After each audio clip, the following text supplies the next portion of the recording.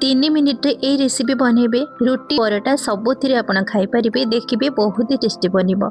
सेति आम गोटे छोट पैन रे नबा से 2 चम्मच रिफाइन तेल ऐड करबा, गोटे छोट चम्मच से जीरा झुंको लगेबा, 2 चम्मच कटा रसुण, गोटे चम्मच कटा अदा, 2 चम्मच कटा पियाज देके आम ताको भल से भाजी दबा।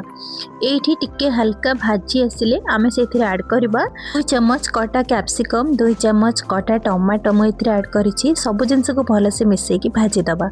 एथिरे आपण चाहिए फुलकोबी, बीन्स, गाजर मध्य ऐड करि परिबे, किंतु मु अल्प अल्प एठी क्वांटिटी ऐड करिछि। जो मानको बेसी वेजिटेबल्स पसंद त आपण ऐड करि परिबे। एथिरे अल्प किछि हळदी गुंड, गोटे चम्मच लंका गुंड, गोटे चम्मच धनिया गुंड, गोटे चम्मच जीरा गुंड, गोटे चम्मच मेठी भाजी की रखिथिबा धनिया पानमधुरी जीरा रो गुंड, तापरे स्वाद अनुसार लूण देके आमे सब जिंस को भल से टिके भाजी आनिबा। तो धनिया पानमधुरी जीरा रो गुंड निश्चित भाव ऐड करेंगे, देखिए बहुत बढ़िया टेस्ट आसो। एथिरे आमे पुणी ऐड करबा गोटे चम्मच गरम मसला, गोटे चम्मच भेज मसला किंबा चिकन मसला, गोटे चम्मच गोलमरीच गुंड, सब जिनस को भल से मिक्स करके टिके हल्का भाजी आनिबा। तो यही सब जिनस सब ऐड करेंगे, देखिए गोटे बहुत बढ़िया टेस्ट आसो। एबे आमे ऐड करबा मु एठी नेछि 200 रु 250 ग्राम पनीर। तो पनीर को भल से आप ग्रेटर साहाय्य कोरी आनिबे, नहेले एमती हाथ साहाय्य एमती चकटी नेबे। तो एठी आमे पनीर ऐड करिसेंती, नहेले आपण चाहिए अंडा मध्य एमती ऐड करके भुजिया बनै परिबे। तो जेहेतु जो माने अंडा खाइबा को पसंद करू नांती आमे भेज रे गोटे जिंस बनेबा।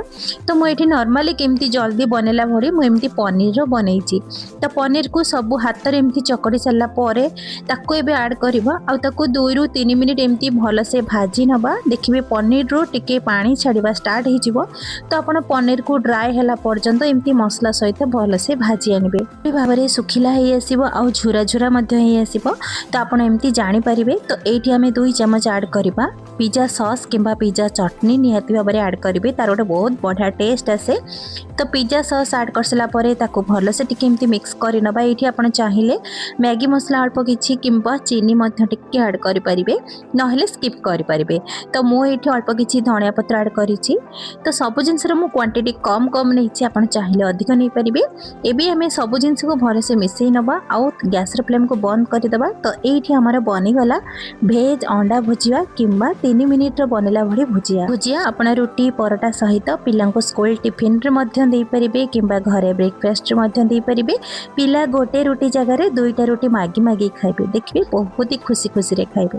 केमिति लागिला आजर रेसिपी आपण मानको निश्चित भाव में पसंद आसीथिबो। पुणी देखा अपन नुआ वीडियो रे, से पर्यंत रहूची नमस्कार।